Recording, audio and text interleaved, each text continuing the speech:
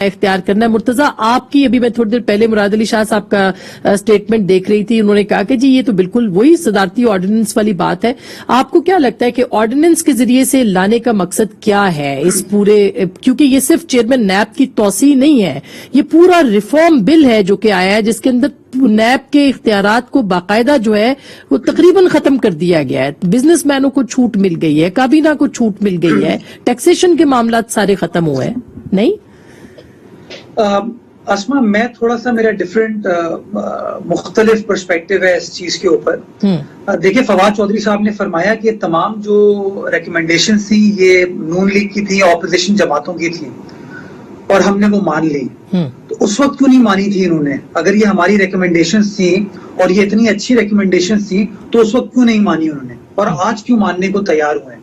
جو different factor ہے وہ یہی ہے کہ 8 اکتوبر کو چیئرمین نیب کا ٹینیور ختم ہو رہا ہے, اور اس حکومت نے یہ فیصلہ کیا ہوا ہے کہ کم ووٹ میں جو موجودہ چیئرمین ہیں ان کو کنٹینیو کرانا ہے ایک اور ٹرم کے لیے, چونکہ وہ سمجھتے ہیں کہ جو چیئرمین نیب ہیں ان کا جھکاؤ as such across the board accountability پر شاید نہیں ہے, ان کا شاید چیری پکنگ کہہ لیں, شاید اپوزیشن جماعتوں کے اوپر زیادہ فوکس ہے. میں سمجھتا ہوں یہ آرڈیننس ایک 1 پوائنٹ ایجنڈے کے لیے لایا گیا ہے, اور وہ ایجنڈا ہے کہ جسٹس جاوید اقبال صاحب کو ایک اور ٹرم دیا جائے, اور یہ آرڈیننس کو یہ لیپس کروا دیں گے. جیسے پی جی صاحب کا جو اپوائنٹمنٹ تھا اس کا جو آرڈیننس لے کے آئے تھے اس کو بھی یہ منظور نہیں کرا پائے تھے, اس کو بھی انہوں نے لیپس کرا دیا. تو جو بھی ریفارمز کی بات کریں فواد چودھری صاحب, یہ تمام کی تمام باتیں اپنی فیس سیونگ کے لیے for 1 point agenda, and that was the continuation of one-sided accountability process of National Accountability Bureau, جس کے تحت اپوزیشن کی جماعتوں کو پرسیکیوٹ کیا جا رہا تھا, اور جو موجودہ وفاقی حکومت سے منسلک لوگ ہیں ان کو بالکل بھی پروسیکیوٹ یا پرسیکیوٹ نہیں کیا جا رہا تھا.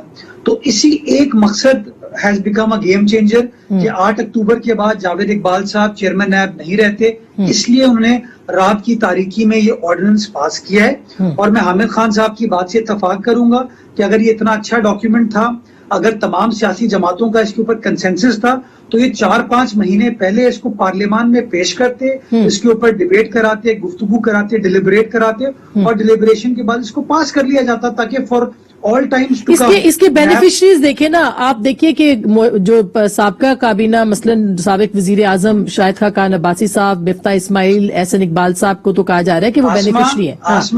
آسما کوئی بھی بینیفیشری نہیں ہوگا, بیکاز 120 دن کے بعد یہ آرڈیننس لیپس کر جائے گا. لیکن وہ جوائنٹ سیشن کے اندر لے آئیں گے, وہ اس کو پاس کروا سکتے. میں آپ کو فیکٹس کی درستگی کے لیے, انہوں نے پروسیکیوٹر جنرل کے لیے بھی قانون کے اندر یہ قدغن تھی کہ پروسیکیوٹر جنرل بھی ایک ٹرم کے لیے رہ سکتا ہے. جب پی جی صاحب کا ٹینیور ختم ہوا, انہوں نے ایک اور آرڈیننس لے کے آئے, اور اس آرڈیننس کے اندر ان کو واپس ری اپوائنٹ کر لیا انہوں نے. اس کے بعد اس آرڈیننس کو انہوں نے پاس نہیں کرایا. آج 4 مہینے نہیں, میرے خیال میں 7 مہینے ہو گئے اس آرڈیننس کو پروملگیٹ کیے ہوئے, لیکن یہ اس کو اسمبلی میں پارلیمان میں نہیں لے کر آئے, چونکہ ان کا ٹارگٹ صرف یہ تھا کہ ایک بار اپوائنٹ کر دیں پی جی صاحب کو. اسی طریقے سے میں سمجھتا ہوں چیئرمین نیب صاحب کے لیے 1 پوائنٹ ایجنڈے پہ یہ لے کر آئے ہیں, اور وہ یہی ہے کہ کسی طریقے سے بھی چیئرمین نیب کو کنٹینیو کرا دیں. میں بڑے احترام کے ساتھ کہنا چاہوں گا کہ جو پی ٹی آئی کا آئی تھا نا, وہ انصاف نہیں تھا, وہ عمران تھا, پاکستان تحریک عمران, کہ جو چیز بھی عمران خان صاحب کے مطلب کی ہو, ان کے فائدے کی ہو, اس کو کروا دو. جو چیز ان کے فائدے کی نہیں ہے اس سے ان کو کوئی فرق نہیں پڑتا. لیکن میں ابھی آپ نے انٹروڈکشن میں ان کے سٹیٹمنٹ چلائیں کہ وہ نیب ریفارمز کے بارے میں کیا کہہ رہے تھے, آج سے کوئی 3-4 سال پہلے. تو 2016 بالکل